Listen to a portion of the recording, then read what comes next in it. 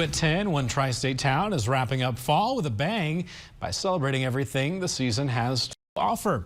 WGEM's Claire Edlund is joining us live from the special celebration taking place in Hannibal. Claire?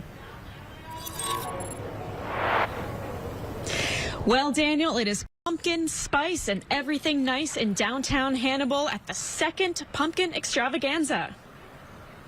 Pretty much anything pumpkin that you can think of is available downtown.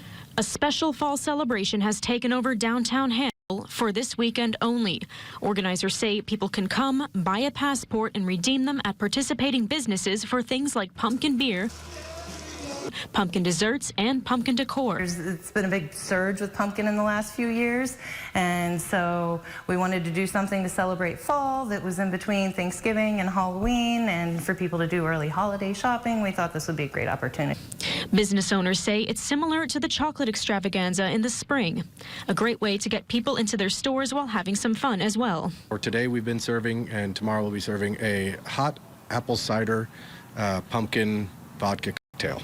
Wolfhound Pub owner Eric McKay says it's been a hit. We're just hoping for a good turnout this year. It was a great turnout last year. Welch says she expects to see a bigger crowd this year with people from all over. It's also a big hunting weekend, so we're seeing lots of women that are here shopping, that are hunters' widows, that are here to have fun downtown. Welch says dozens of businesses are all in for the Pumpkin Extravaganza as fall wraps up and winter gets ready to begin. And Pumpkin Extravaganza continues on tomorrow, and Sunday kicks off at 9 a.m. Live in Quincy, Claire Edlund, WGEM News.